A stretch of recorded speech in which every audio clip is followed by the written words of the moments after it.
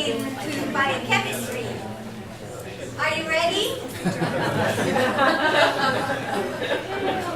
Nobody is listening. Mark Pedersen, come here.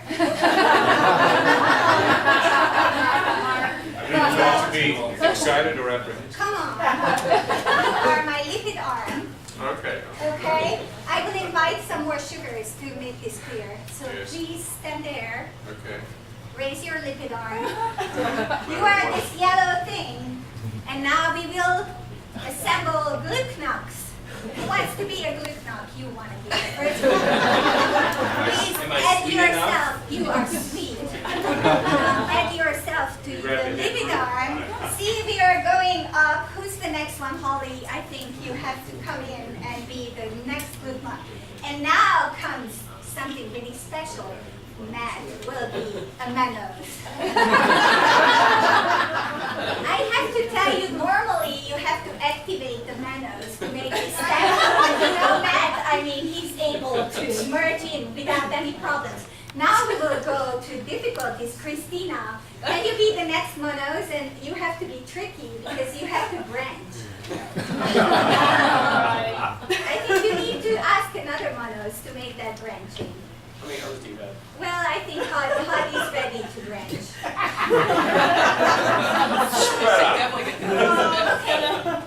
So thank you very much. You're like the starting of a new glycan, and you can all sit down. And I hope that you're just ready for my presentation. Just bow and we need an applause.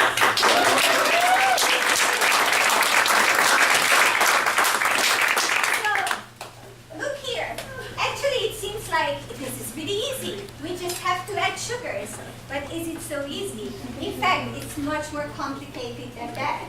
If you just go back and think about this, like how would the sugar know how to build itself and which sugar should come next?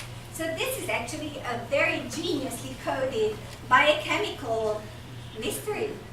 So you see, it's step by step. And each step is actually an enzymatic reaction coded by a different gene.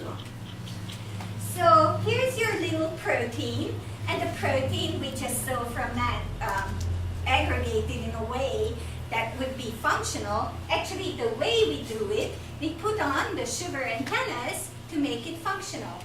And this is our favorite antenna. This is the most abundant in our functional proteins. But there are other types of antennas too. We just are probably focused on this one, the most important today. So what are these color codes? We usually see them when we see a presentation. What do they mean? So this is N-acetylglucosamine, so that's some kind of complicated sugar. We don't talk about that too much, although it's coming up maybe in some new therapies. And here's your favorite. The green is the mannose. We talk about it a lot. You see the blue again. This is galactose. Galactose is also a sugar. We drink it every day. It's in our milk. It's a half of the sugar what we drink from our milk every day. And this is a very interesting one, sialic acid. It's not really quite a sugar. It's a negative sugar with a twist.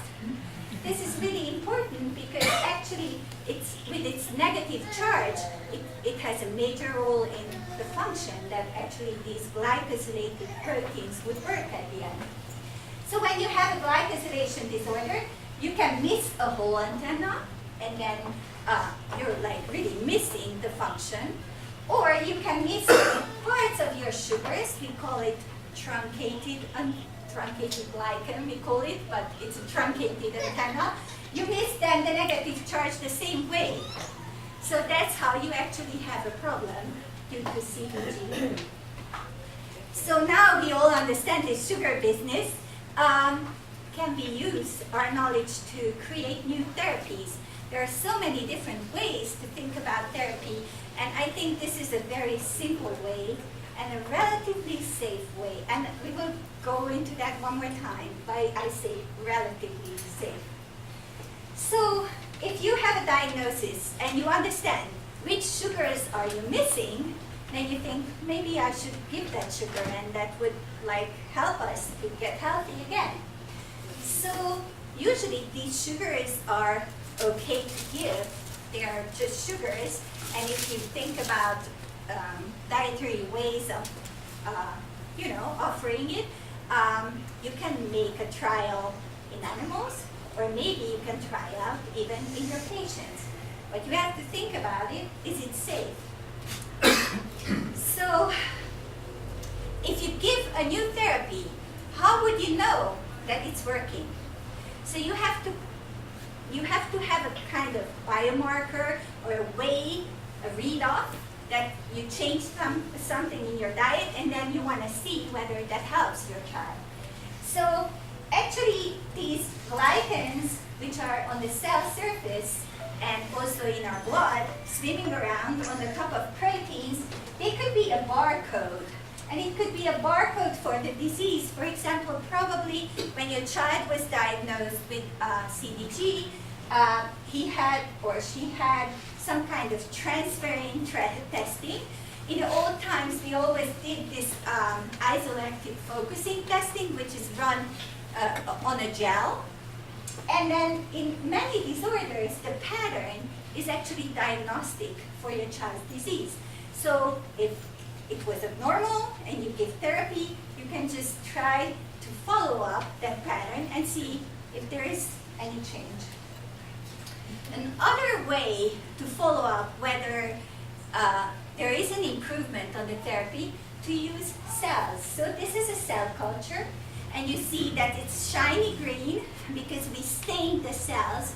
Actually, we stain the surface proteins on the top of the cell, on the surface of the cell, with a fluorescent dye. And so when the glycans, when the antennas are on the top of the cell, they shine bright, and you know that it's a good glycosylation. And this is just one individual fibroblast, and you see this is the cell nucleus, and this is the cell, and all of that green is the whole cell is covered by glycan antennas. So this looks like a normal cell culture stained bright. So I'm giving you all this information because I will show you the different options in dietary therapy, and in order you to understand what are we doing, I have to give you these little pieces of biochemistry. So remember this. Actually, you have to have your sugars get into the cell and activate it in order to offer that for glycosylation. It takes many, many steps. We just showed these few steps. Actually, this was Mark. This was, oh my God, this was you. Red was that. And who was the mono? Was Holly. Remember? So we made these steps. But there are many, many steps to go to make a healthy, fully formed glycan. Actually, it's going further here in the Golgi. This was the endoplasmatic reticulum. And here's my first read-off, which is showing you when it's not working normally. You actually see only the nucleus of the cell and no staining around. That's a dark cell. It misses all the glycans. So we want to do some magic with it and get it light up again. So what kind of therapies we have, we can use as an example for trying to modify our diet and maybe use that knowledge to develop new therapies. In the past, we just did simple things. We tried to have a diet for children with CDG to let them grow. We already talked about it, how important is a good nutritional status, and also to have adequate growth, not just in weight, but in height. Many of you heard about tube feeding, that sometimes we don't have really other options, just start tube feedings, but I have to give a cautionary note that some patients react really badly during surgeries.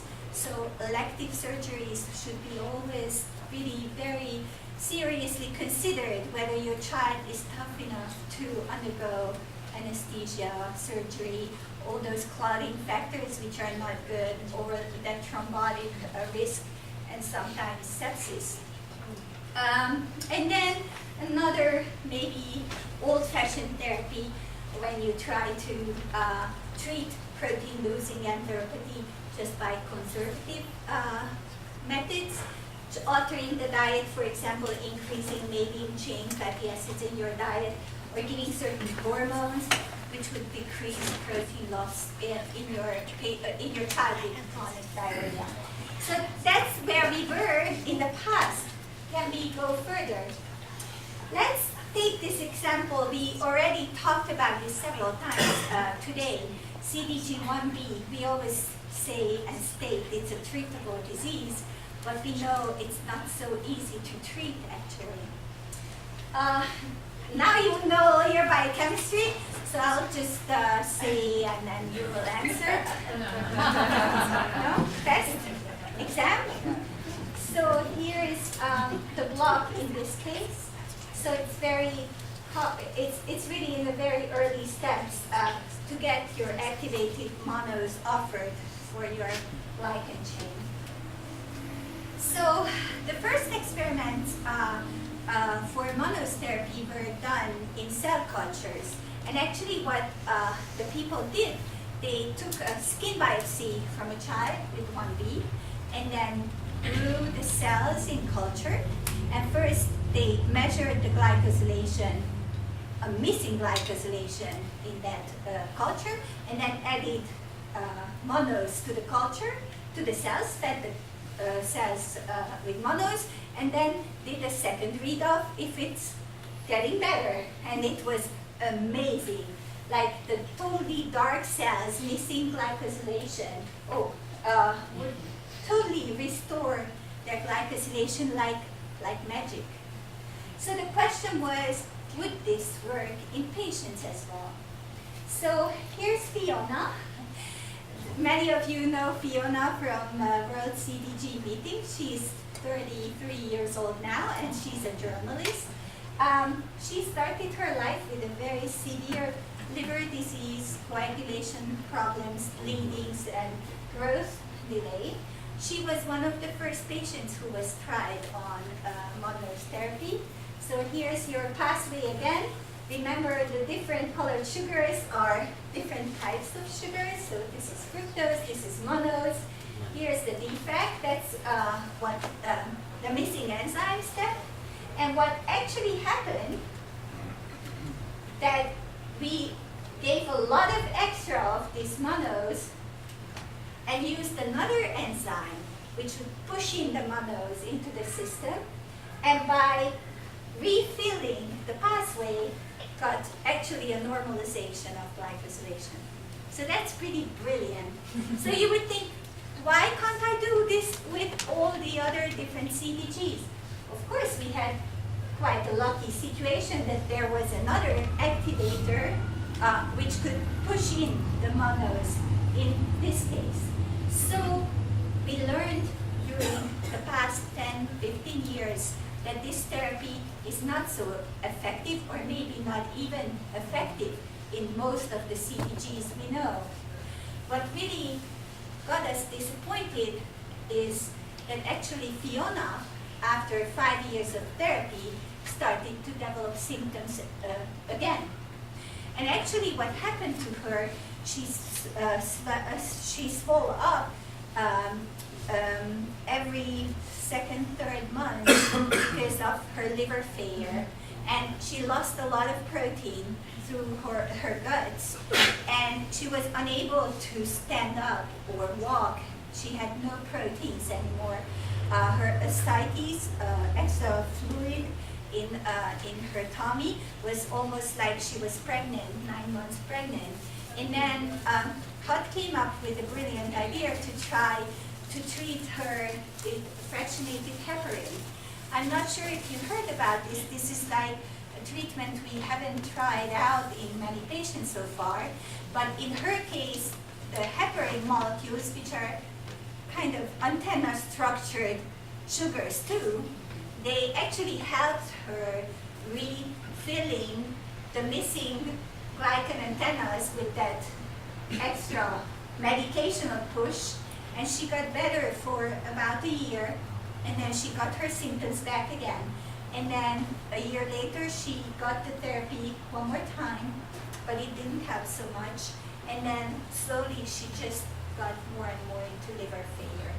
So here's this treatable 1B, actually Monose therapy for many years, and then stop, heparin, repeat it again, and then going into liver failure. Actually, what happened to her, she got so sick due to her liver failure that she had to undergo liver transplantation. So in her case, because 1B is a disorder which mostly affects your body and not so much your brain, she's completely healthy now. She completely recovered from the new liver because the glycosylation was faulty in her liver. And right now, she has a fully normal adult life, and she's working as a journalist. She's swimming every morning and completely healthy. There is another disorder. We are busy with sugar therapy, and this brings us also some hope that maybe we can use some other sugars maybe in different types of CDGs. And this new disorder is has been discovered only a few years ago, so I don't really have too much data for you, like long-term data, how it goes, but it seems to work quite nicely. The patients have low blood sugar and coagulation problems. They have endocrine problems, heart disease. They also have normal intelligence. They don't have actually brain abnormalities. And the disease is also a classic glycosylation disorder. So if you remember that barcode I showed you, which is pretty much different in different disorders, it's a very interesting barcode because it's almost like a letter. And it means that the glycosylation is abnormal on different levels. So the question is, can we treat these patients to restore glycosylation with some kind of sugar therapy? And this is the truncated glycan we see in these patients. And to scare you even more, and now comes the test, actually, what I promised, and Matt is already ready with the answer. So actually this is a much more complicated pathway because the defect is somewhere here, but actually this step is connected with a lot of other passes in the cell, also with galactose metabolism. And we didn't really talk about galactose so far because the actual yellow sugar, the galactose, only gets built in to the antenna in the very last moment of glycosylation, so at the end of the whole long way when I mobilize the whole room to have the antenna settled. But we were thinking that because the patients had less galactose in their antennas, I simplify a little bit, but maybe that's the easiest way to understand. So if you know that your antenna is missing a certain sugar, and in this case that was the yellow sugar, the milk sugar, the galactose, let's try to feed the patients with extra milk sugar. Maybe that would work. But so here's the pathway, here's the block, and our idea was that we give more galactose, maybe it will do something good and restore the glycosylation. So first we did it in cells because we wanted to see if this is a good idea.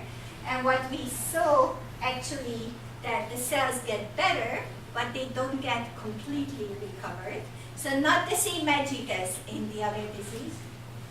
But when we looked at the actual blood clotting parameters in our patients, when we gave the sugar, just feeding them with extra sugar, milk sugar, then you would be amazed, like all these low coagulation parameters, which are risks for bleeding or clotting disorders, in 12 weeks of therapy, they went to the normal range, which is pretty awesome because you think about it, that's not like a medication. This is just really a dietary intervention to add a sugar extra to your diet.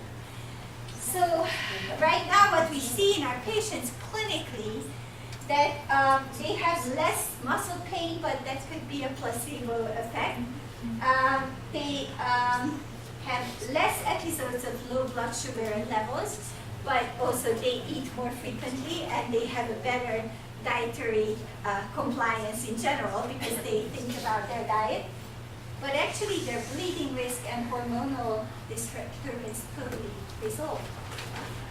Unfortunately for their heart disease, there is no effect, and that could be due to different factors, but we will work on that. So this observation made a bloom of galactose therapy in several different other type of glycosylation disorders. And right now there are actually therapeutic trials with in patients with galactose transporter defect types of CDGs. Patients have severe seizures and seems to have less seizure activity on galactose diet. There is a new type of CDG, if we can call it CDG, which is due to manganese transporter defect, but the actual clinical presentation is a CDG. Those patients report also less frequent seizures on galactose treatment.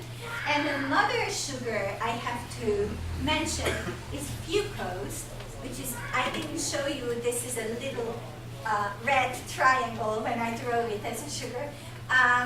That's also a possible sugar we could use in a very special type of CDG with immune disorders. So my point here is, I think we are open-minded now for different sugar interventions in our patients, but I showed you the example of Fiona. We have to be very careful about which sugar we give, what dosage we use, and whether a year of trial would be enough to be that what we are doing is just only good and has no harm. I want to mention two other dietary interventions maybe you should know about. In France, there is a new trial to prevent stroke-like episodes in patients with CDG. And, actually we were only talking about dietary interventions which are affecting the sugars directly. This trial is something very different. So patients with CDG can develop strokes or stroke-like episodes. So actually here you see a brain cut like this, and you see the ventricles, and you see the liquid, which is normally in our brain as a white signal. And see, this is just abnormal. This shouldn't be here. It's a high intensity spot, so that's a brain damage. So we know already for some time that another disorder, mitochondrial disorder, improves a lot when you give a certain amino acid in these stroke-like episodes, and it might prevent the next episode. So the French group in L'Hôpital Necker is giving arginine, L-arginine, this amino acid, to patients with stroke-like episode and CDG already since about 3-4 years. And they seem to have a really beneficial effect. The recurrence of stroke-like episodes is really decreasing, and now they decided to do a real therapeutic trial with a control group and see if this is a real option for prevention and treatment. So it's L-arginine is an amino acid. It's a dietary supplement. Again, we don't know any adverse effect by using it, but this is just a trial. It hasn't been proven yet. This could be something we could offer in the future, maybe to prevent stroke-like episodes in our patients. Oh, here's the normal. So you can see even better what's abnormal on the first MRI. Okay, now I will bring up something controversial. And Misha just took the camera away. Maybe I will go to prison if I share this with you. CDG 1C is a tough CDG. I think many of us who care for patients see that there are not just the seizures, but there are severe behavioral changes and sometimes mood swings in our patients, and that's really very difficult to treat or prevent. Some of the patients, the older patients, have been put on antidepressants because of aggressive outbursts, and it seems to even more aggravate the symptoms than help. So there are these really, okay, how should I put this? So I think parents, they talk to each other, they learn from each other, and they are more open-minded for unconventional therapies than most of us. I know several of my patients who decided to try out medical marijuana, not based on my advice, but because they felt hopeless and helpless and they wanted to try it out. In many states, it's not even legal, so it's really hard to really do anything about this and collect knowledge. I know that some of us, even on Facebook, openly discuss that they use medical marijuana for intractable seizures.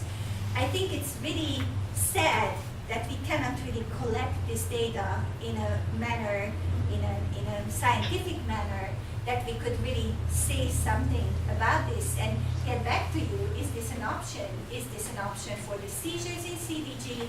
Is this an option for the behavior swings and mood swings in CDG? I'm not sure what the solution to this, but this is reality that we see that that at least 8 to 10 patients I know about use this dietary intervention as a therapeutic intervention in their CDG. I stop now before they take me and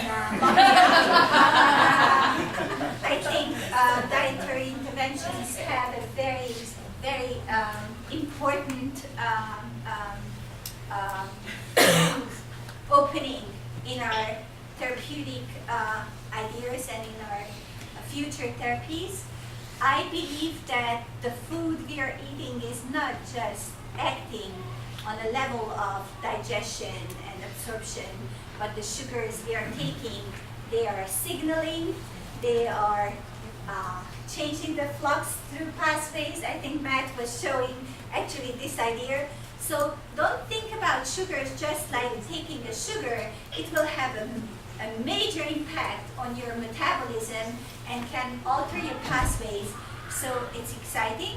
We have to do these trials together, but you are always carrying the risk when you're changing your diet. So again, back to that advice. Please, if I might recommend, always discuss any kind of dietary change, especially when you're using something which is not fully trialed out, and discuss with your doctor, and always have a metabolic nutritionist when your child has CDG. Thank you, Dr.